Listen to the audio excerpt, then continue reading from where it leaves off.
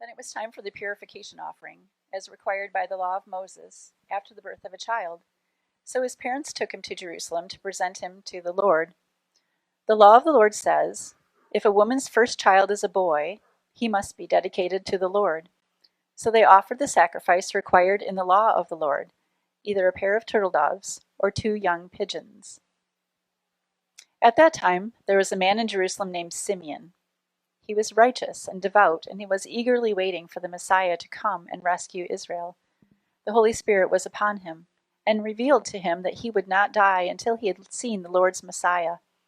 That day, the Spirit led him to the temple. So when Mary and Joseph came to present the baby Jesus to the Lord, as the law required, Simeon was there. He took the child in his arms and praised God, saying, Sovereign Lord, now let your servant die in peace as you have promised. I have seen your salvation, which you have prepared for all people.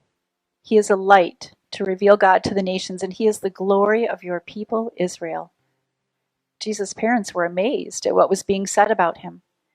Then Simeon blessed them and said to Mary, the baby's mother, This child is destined to cause many in Israel to fall, but he will be a joy to many others. He has been sent as a sign from God, but many will oppose him. As a result, the deepest thoughts of many hearts will be revealed, and a sword will pierce your very soul. Anna, a prophet, was also there in the temple. She was the daughter of Phanuel from the tribe of Asher, and she was very old. Her husband died when they had been married only 7 years. Then she lived as a widow to the age of 84. She never left the temple, but stayed there day and night, worshiping God with fasting and prayer. She came along just as Simeon was talking with Mary and Joseph, and she began praising God. She talked about the child to everyone who had been waiting expectantly for God to rescue Jerusalem.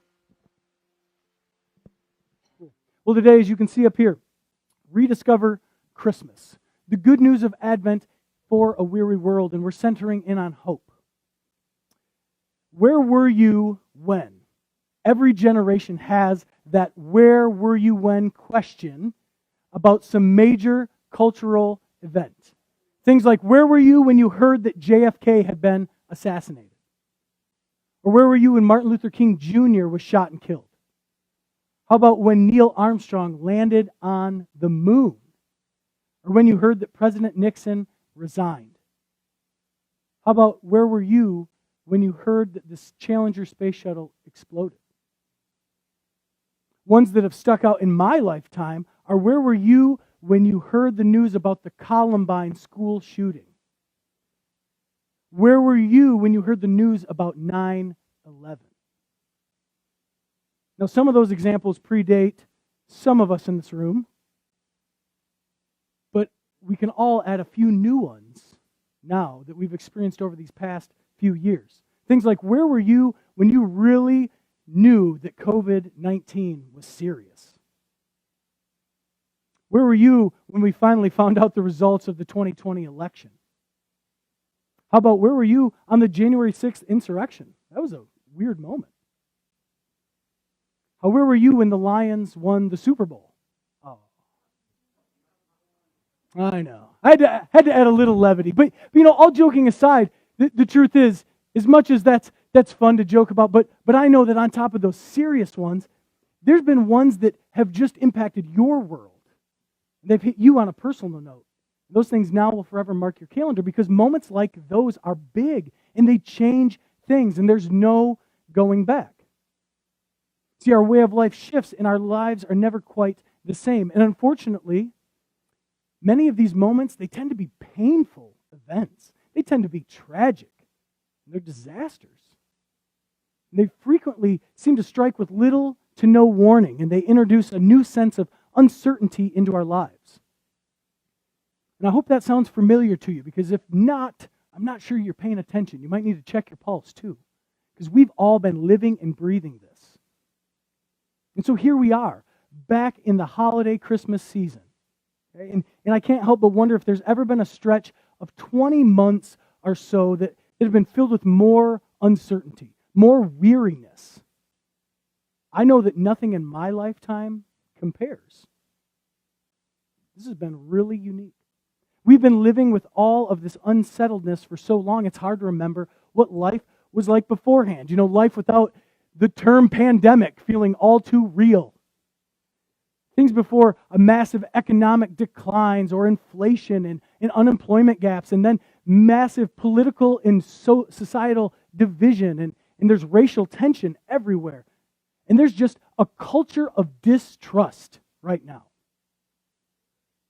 And I'm not trying to bring us down, okay? But I feel like I've got to be honest, right? I just want to do the opposite, truthfully. And we're going to get there today. But this is the reality of what we have all been living with for quite some time. And it's been a challenging go of it for us. And some of you, I know it's been even more so. Now, I love the Christmas season, and I know a few of you are Christmas lovers too. Shout out to the Brahmins, who are the most early, ridiculously decorating people I know. They decorate on Halloween, which is an interesting tweak of that holiday, I guess. But I love the Christmas season, okay, so much each year. But I'm getting the sense that these last couple, and again this year, maybe they were just the most needed. I mean, if there's a time when we need the hope of Christmas, where we need a weary world rejoicing, it sure feels like this is probably it. And so it's a good thing. Folks, we've made it back to Advent. It's here, to the Christmas season 2021. And folks, Advent is all about hope. I mean, the word Advent literally means coming or arrival. And it's a tradition and a practice of this season. It's one of hope, and it's of waiting, and it's of anticipation, and it's of longing. And Advent isn't just some extension of Christmas, that we do here in church. Rather, it's actually a season that links the past and the present and the future together, because Advent invites us to share in the ancient longing for the coming of the Messiah, to celebrate his birth, and then to be alert in our world for ways that we can help to usher in his kingdom as we await his return. See, Advent looks back in celebration at the hope fulfilled in Jesus' arrival in our world, while at the same time somehow looking forward in a hope-filled anticipation in the spreading of his kingdom here for all people. And so you're going to hear this as we talk about these themes throughout these coming weeks, but during Advent, we reflect, and then we trust, and then we take part in God's story, because for God's family, Christmas must be an active and an assured and even a hopeful time of waiting. Let me remind you that the healthy way we do this is not by just pretending to be happy. Okay? We don't do that by covering up the pain or the hardships that we've all experienced during the past years, and many of us are still experiencing. Instead, we seek to be honest. Okay? We speak to be real about life. So, there's a lot of setup here for where we're going today, but wherever you are on the 2021 spectrum of angst, of apathy, and maybe just of weariness, okay, wherever you are right now in this moment in your spiritual journey, the good news is you are invited into this season of Advent, because today we're being given a gift. We are being given the opportunity to rediscover the hope of Christmas. So we are going to be looking at familiar themes, like hope is one of those, of Advent over the next few weeks. And we are going to seek to find how these traditional messages are exemplified in different characters of the biblical Christmas story.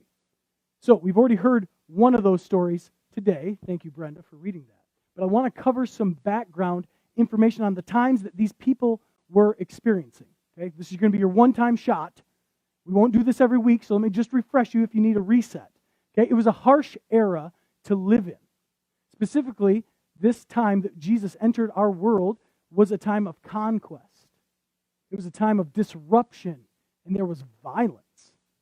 See, when Jesus entered the scene, it had actually already been thousands of years since the time of the patriarchs, and God calling out a nation to be his people.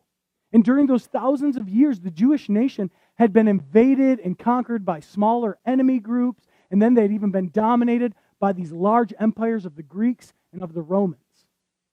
So for the Israelites, okay, it had been generation after generation since God made a pledge with humanity, promising a Messiah would come and make things right. That he would come to bless all of humanity and restore all that was wrong by conquering evil and directing his people back to God.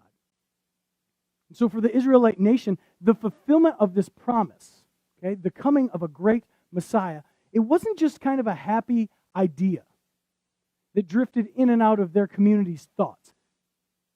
No, it was actually their deepest hope.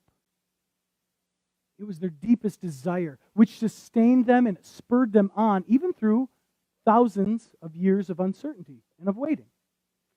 That said, if you know the book of Psalms at all, if you've read that a little bit, you know that how long, O Lord?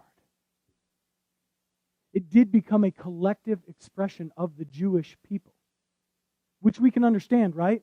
Don't we ask these same things too? Like, how long can I take this? Folks, I send out prayer requests often, and we don't always get an update till weeks or months down the road. That means people are going through what we've been praying about for months, maybe even years. How long can we take this? How long can hope survive? And then if we consider this time that Jesus entered the world, we consider all these life-threatening forces of empires around them, it makes sense for us to wonder the same thing. Were there any flickers of hope left in Israel? And as I look around this room, you guys know the Christmas story.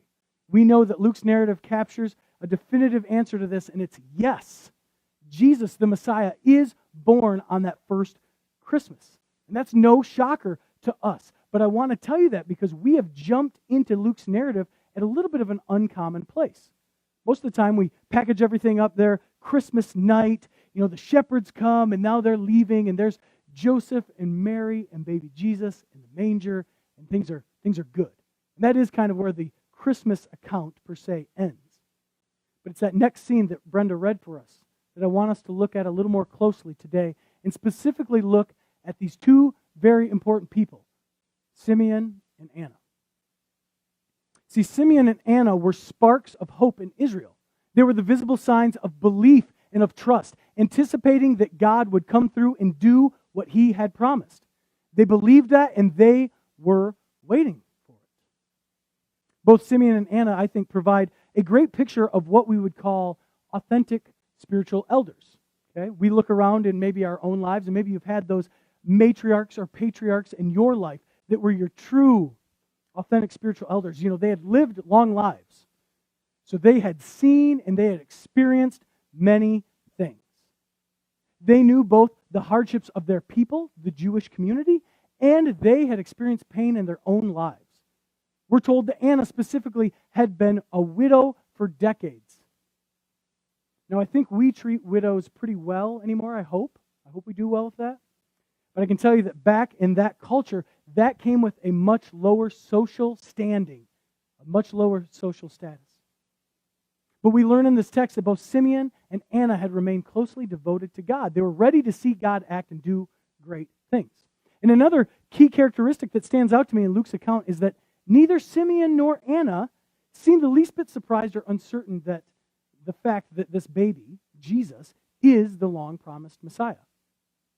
Again, assuming you know a little bit about the Christmas narrative, almost everybody else in the Christmas story needs a little bit of convincing about this whole baby Jesus stuff. But not Simeon and Anna. You see, they were ready. They were tuned in. They were waiting. They were watching. They were listening. They were expecting. We are told that day after day, year after year, Simeon and Anna had served God faithfully.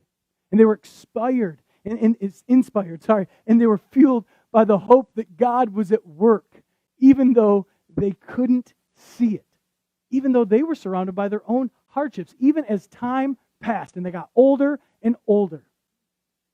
They put their longing into practice, and they set their focus on God, and they worshiped Him, and they served Him, and they served others. And they took one step at a time, one day at a time. as they waited. Now, I really want to imagine, okay, and you can imagine with me here a little bit.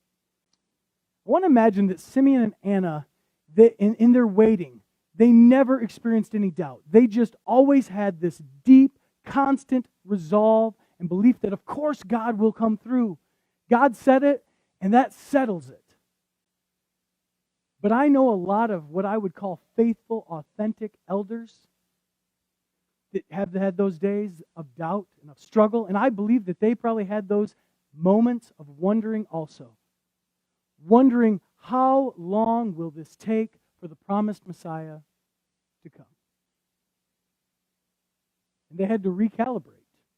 And they had to refocus their own hope on the promised Messiah. And all the same time, they had to keep going. And we do see that in the text, yes, we know Jesus arrives and they get to actually witness it. God with us, what we would call Emmanuel, enters the world. And Simeon and Anna, they rejoiced and they celebrated and they infused new hope into the people around them, including Mary and Joseph. And I don't know if you catch that in the text as you ponder that. Mary and Joseph are still kind of trying to figure this whole baby Jesus thing out. Any new parent can tell you those first 8 days, bit of a whirlwind, isn't it? When you leave the hospital and you have a newborn, and now you're at your house, and there's no one else, it's just you and a baby. And now this is the Son of God that we are charged to care for. And Simeon and Anna actually get to infuse them with hope in this moment. You see, I want to be clear, though, that living this kind of a living hope, okay, that's alive and evident in Simeon and Anna. See, for us, too, that kind of a living hope, it has to go beyond a longing for what I always seem to settle for, of a worldly or a societal utopia that's filled with grand homes and really nice cars, a big retirement account, all the fun travels and expeditions and all that fun stuff, and all the best food for sure.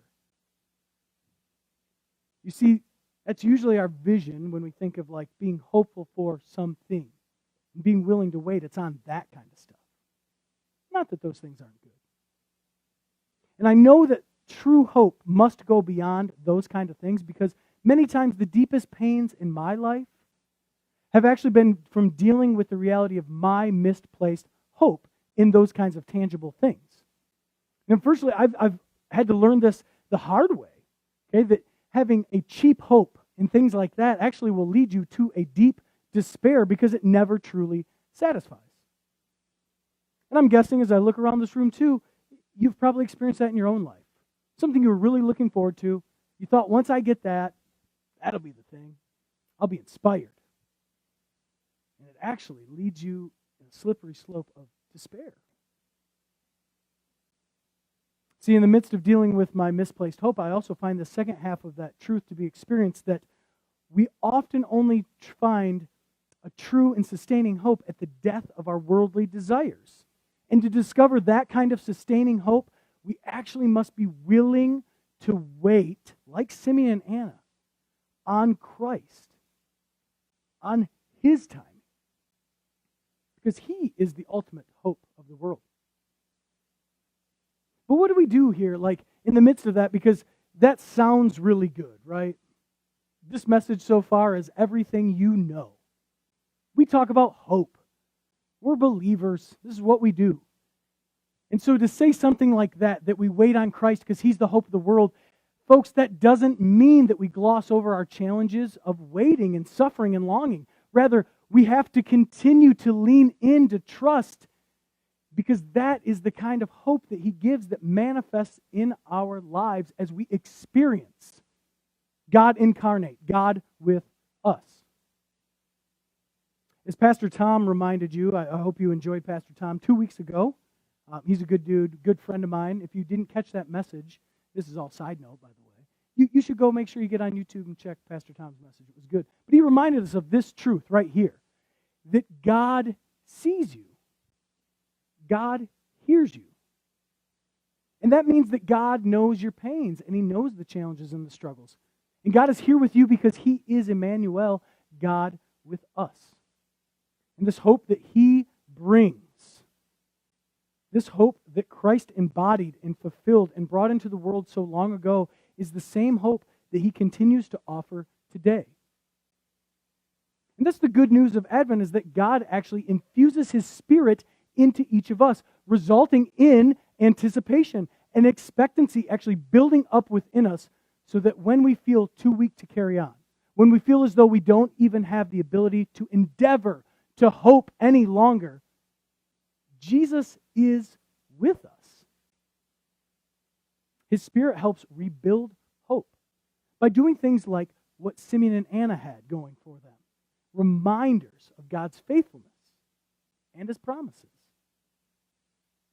See, our God who is with us has promised his people throughout history messages of comfort and reassurance, including things like this. This is out of Isaiah 43. It says this: "Do not fear, for I have redeemed you.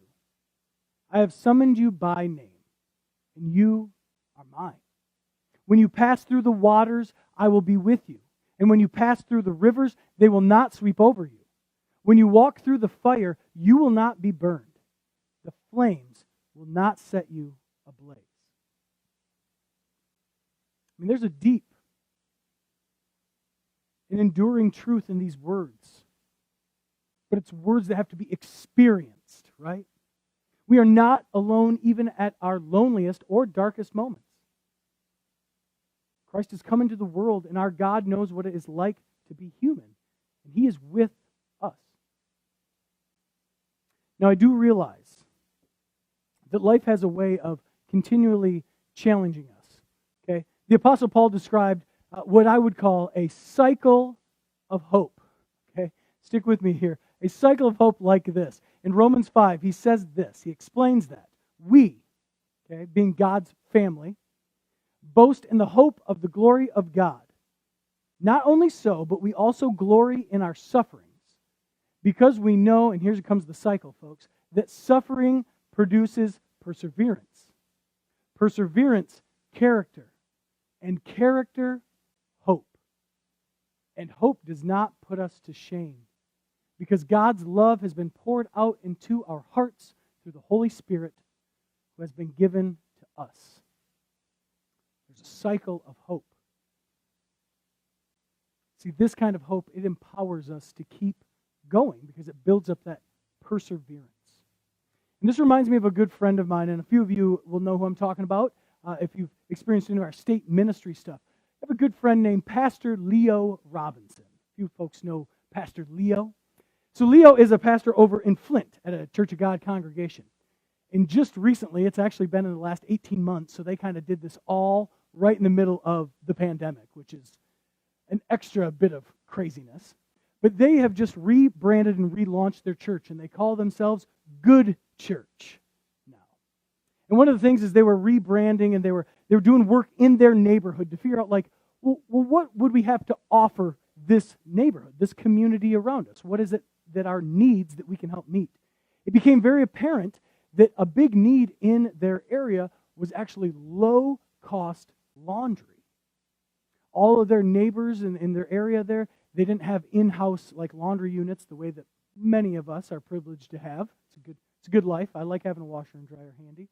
And many of them then couldn't even afford the laundry mats, and they were too far, and a lot of these people don't have vehicles. There were just nightmare after nightmare. So Leo and his leaders decide, you know what? We're going to start the Good Laundry. And so they began this process, and it's super exciting to hear all the things that they're doing. But as I share the excitement, because I am fired up for Pastor Leo and his folks, we should make no mistake that they have had to overcome hurdle after hurdle and obstacle after obstacle. One of the biggest things that happened is they wanted to house this Good Laundry in their facility. They have a nice church facility in a neighborhood. And so they had to redo all of their electrical. And they have an old facility, folks. And if you know our facility well, too, we have an older facility. They had to gut the electrical, which is no small task, and run conduits everywhere and just do a ton of work with that. They had to knock out walls and redo foundation, because each step as they tried to add one more thing, the next hurdle came. And it's that truth that always starting something new and exciting, the first steps in launching something like the good laundry are always the hardest. They're always the most challenging. And isn't that true of so many things for us too? It's always those first few steps are the most challenging. But see, Pastor Leo and his other leaders, these unforeseen challenges have required them to build, as Paul was talking about in that text we just shared, a deep determination to keep going. The challenges have built them up and drawn them together, and it's actually moved this group of people over in Flint to a profound hope. See, they have this great anticipation about when they finally get to launch this laundry, that it is going to be part of God's love demonstrated to their neighborhoods and to the world around them. I mean, that's exciting. That's the glory in our sufferings. Because what everyone's going to see is all the good stuff, but they know the sufferings and the challenge and the perseverance and the hope that's built out of that. Now, why do I tell you that story? Because it's an exciting story. It's part of it. But it's this, is that I'm well aware that it can be really hard for us to lift our eyes to look for the tiny spark of hope when we feel overwhelmed by all the challenges and struggles right in front of us. I mean, it can appear too difficult to reach beyond our troubles to see even an outstretched hand of love and support. And it can seem impossible to take that first step toward hope when we feel just overwhelmed and weighed down by heavy burdens. But what I believe helped Pastor Leo and others at Good Church to keep going is the same thing that kept Simeon and Anna's hope alive. And it's this: it is the practice of sharing your hope with your faith community. See, Simeon and Anna were righteous and devout. Specifically, we're told that Simeon, he was a regular in the practice of the Jewish faith. And we're told that Anna lived at the temple. Now that creates all sorts of questions, and if we were at youth group, we'd be having a ton of wondering questions about what's that really mean. But folks, they both made it part of their lives to be with others who were pursuing a life of faith too. They wanted to be with those that also wanted to keep hope alive and keep it going. See, they had intentionally chosen to hope, and they most wanted to share hope with others. And see, when we allow this influence of optimism that's granted to us by God's Spirit to enter us and to support us, we find new inspiration.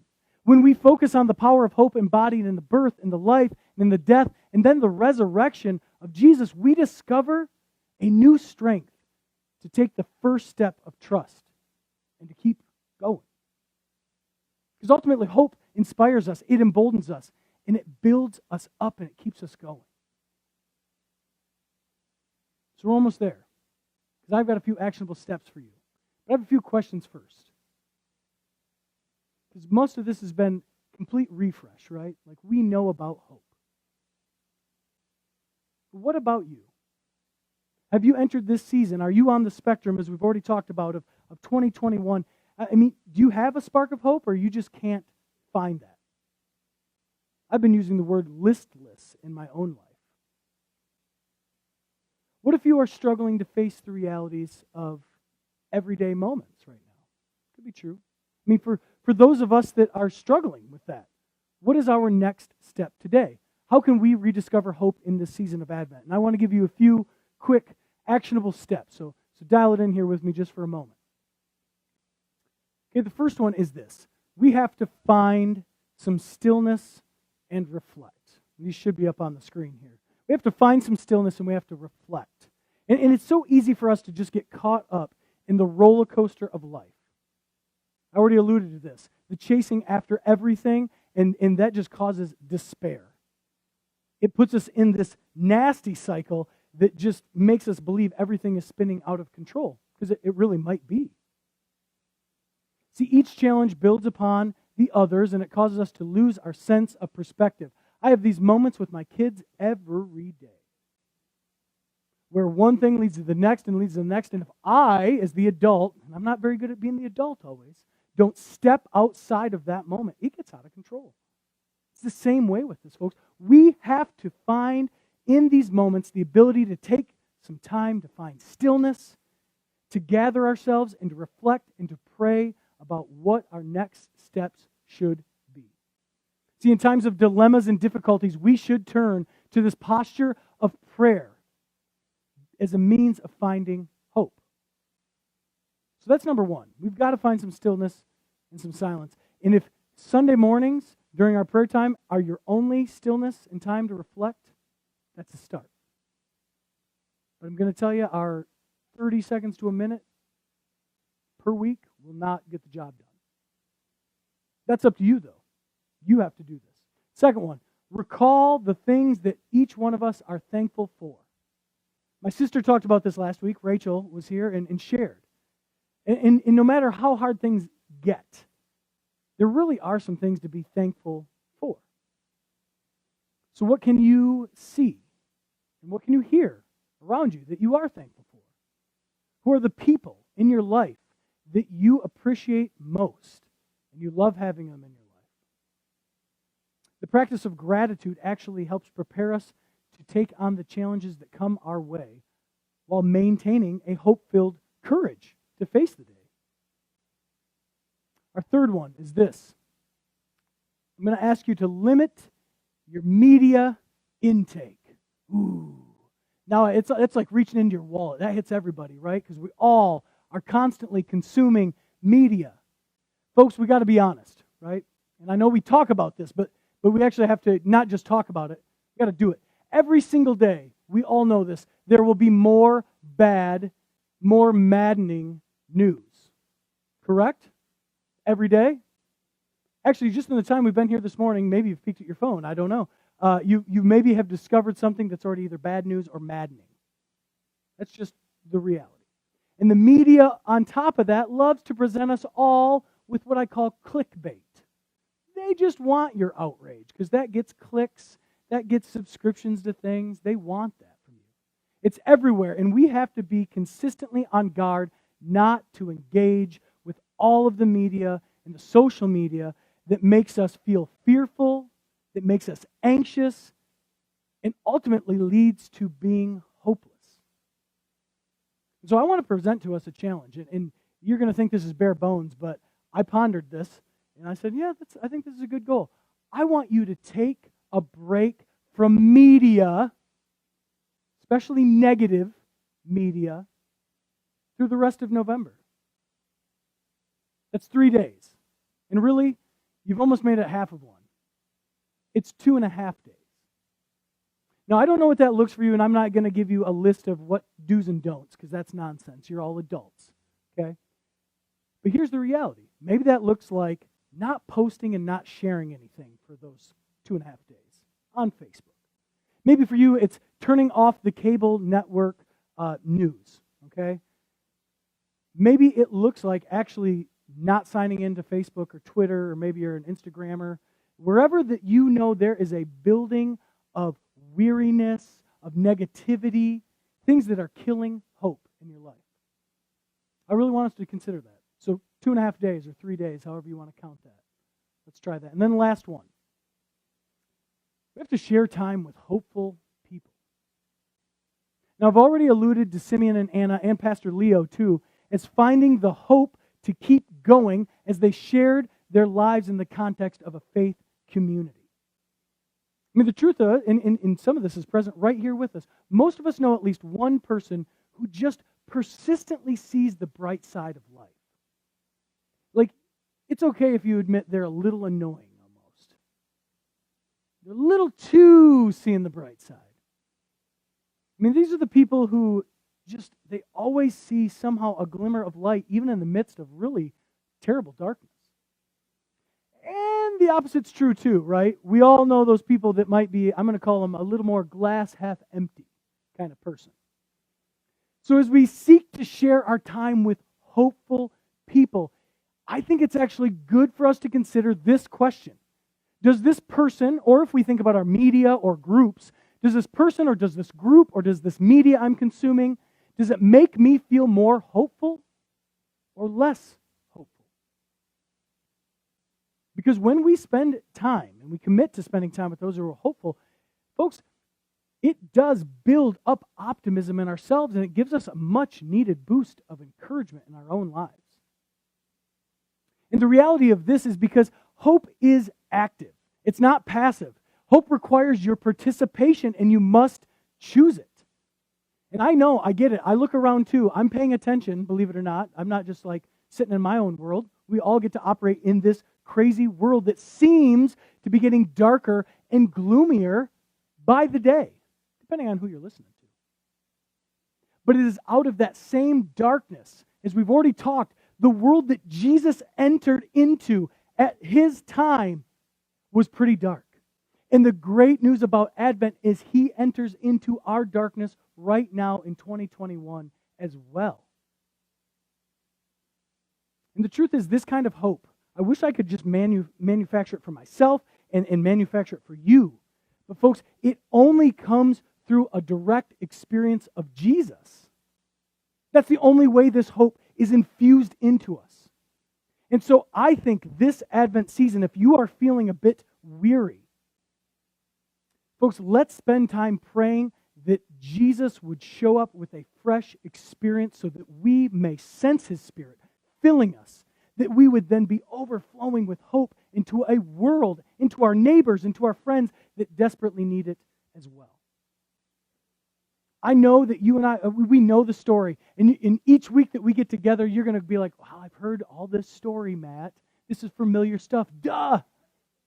We know the story. We've even been given glimpses of his kingdom happening here and around us. And now it's our turn to continue to trust, just like Simeon and Anna, and make our hope active as we rediscover Christmas together this year. And so if you need hope today, folks, you got to go to the source. The source is Jesus. That's something you actually could learn in Sunday school, isn't it? And it still applies. So this morning I want to leave you as we dismiss, and I'll invite you to stand. This is Romans 15, verse 13. Words that Paul gave to the Roman church of encouragement. Maybe we'd be filled with these words today. He says this, "May the God of hope fill you with all joy and peace as you trust in him, so that you may overflow with hope by the power of the Holy Spirit." Amen.